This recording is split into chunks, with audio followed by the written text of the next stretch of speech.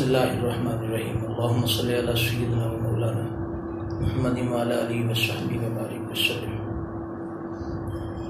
ایک قابل قدر بزرگ شخصیت، اللہ پاک ان کی قبر پر برکتوں اور رحمتوں کا نزول فرمائے، انہوں نے بیٹے کو نصیحت کی کہ اگر جنت میں داخل ہونا ہو تو کیسے داخل ہوں گے؟ بیٹے نے کہا دروازہ ہے جنت کا، تو جنت میں جانے کے لیے دروازے سے داخل ہونا پڑے گا، تو دروازہ کھولیں گے تو اندر داخل ہوں گے۔ تو بزرگوں نے کہا کہ بہت خوب بات آپ نے کی ہے، ظاہر بات ہے کسی مکان یا گھر میں داخل ہونا ہو تو دروازے کے ذریعے ہی داخل ہونا۔ تو بزرگوں نے فرمایا کہ جس جنت میں ہم خواہش ہیں، جنت کے حقدار اور خواہش مند ہیں، وہ جنت کا جو دروازہ ہے وہ اس دنیا میں موجود ہے۔ اگر آپ مناسب سمجھو تو کھول کر کے جنت کے حقدار تم بن سکتے ہو، جنت میں داخل ہو سکتے ہو۔ انہوں نے کہا، بیٹے نے کہا کیسے جنت کا دروازہ دنیا میں کیسے ہو سکتا ہے؟ پاسبل نہیں ہے۔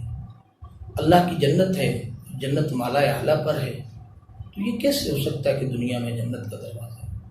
تو بزرگوں نے کہا کہ آقا دو جہاں صلی اللہ تعالیٰ علیہ وسلم نے ارشاد فرمایا کہ جو والد وہ جنت کا وسطی دروازہ ہے جسے کھول کر کے آپ اندر داخل ہوں گے۔ تو والد یقیناً دنیا میں موجود ہے۔ جب والد دنیا میں موجود ہے، حیات ہے، اللہ پاک نے وہ نعمت آپ کو عطا کر رکھی ہے، تو آپ اپنی والد کی خدمت کو بجا لاؤ، والد کی خدمت کرو، والد کے حقوق پورے کرو، والد کی خدمت میں کوتاہی نہ کرو، جیسا کہ قرآن مجید فرقان حمید نے ارشاد فرمایا وبالوالدین احسانا، والدین کے ساتھ احسان کرو، والد کے ساتھ احسان کرو، نیکی نہیں کرو، احسان کرو۔ احسان کا بدلہ نہیں ہوتا، نیکی کا بدلہ ہوتا ہے، تو احسان کرو۔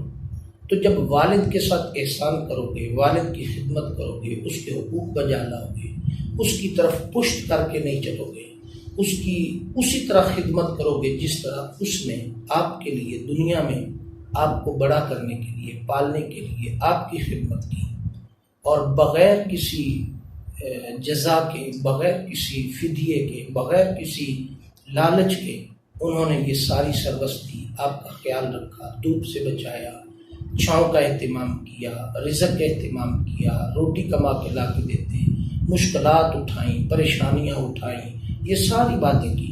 تو فرمایا آج تمہارا حق بنتا ہے کہ ان کے سامنے تم خدمت بجا لاؤ اور ان کا حق ادا کرو۔ کیوں کہ والد جو ہوتا ہے، وہ کہتے ہیں، کسی دانشور نے کہا کہ تنخواہ جب آتی ہے تو تنخواہ تو پہلی تاریخوں میں ہی ختم ہو جاتی ہے، پہلی تاریخوں میں ہی ختم ہو جاتی ہے، مگر ابا جی والد پورا مہینہ پتہ نہیں کہاں سے لا کر کے ہمیں دیتے رہتے ہیں اور ہمارے اخراجات پورے ہوتے ہیں، مہینہ پورا ہوتا ہے۔ آج کی اس نوجوان نسل کو، بیٹے بیٹیوں کو اور دیگر احباب کو میں یہ پیغام دینا چاہتا ہوں کہ والدین اور بالخصوص والد اس دنیا کے اندر ایک عظیم نعمت ہے، اس کی قدر کرو۔ جب یہ گھر میں نہیں ہوتا اس وقت آپ کو احساس ہوگا کہ آج ہم کتنی بڑی نعمت سے معلوم ہو گئے۔ آج ہمارے پاس وہ سایہ دار درخت نہیں رہا، لہٰذا آج ہم بے قدری کرتے ہیں اور ہم سمجھتے ہیں کہ بڑے ہی پیدا ہی اتنے بڑے ہوئے ہیں، سمجھدار ہوئے ہیں۔ نہیں، ان کی چھوٹی سروسز کو دیکھو، اور بچپن سے آپ کی خدمت اور آپ کو جو انہوں نے سروس دی اس کو دیکھو، اور آج ہمیں ان کی قدر کرنی چاہیے۔ قرآن پاک کے اندر ارشاد ہوتا ہے وَقُلْ رَبِّ ارْحَمْهُمَا كَمَا رَبَّيَانِي صَغِيرًا، آج ان کے لیے دعا کریں وَقُلْ رَبِّ ارْحَمْهُمَا كَمَا رَبَّيَانِي صَغِيرًا، اے میرے والدین پر اے اللہ اس طرح رحم فرما جس طرح انہوں نے رب بن کر کے ہمیں بچپن میں پالا۔ آج ہمارا حق بنتا ہے کہ آج ہم ان کے سامنے اف نہ کریں۔ قرآن پاک نے کہا اف نہیں کرنی، اف ولا تنہرہما وقل لہما قولا کریما. وہ رات کو دن کہے آپ کہے جی دن ہے، وہ دن کو رات کہیں آپ کہے جی بالکل دن ہے. حکمت کا تقاضا ہے. آپ ان کے سامنے دلیل مت دینے لگ جائیں، آپ ان کے سامنے یہ مت بتانے لگ جائیں کہ جی رات ہے آپ کو نظر نہیں آتا، یہ دن ہے آپ کو دکھائی نہیں دیتا، یہ فلاں ہے. آپ دلیل نہ دیں.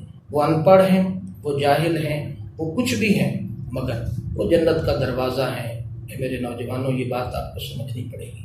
نمازیں، روزہ، حج، زکوٰۃ، اعمال صالحہ اپنی جگہ پر.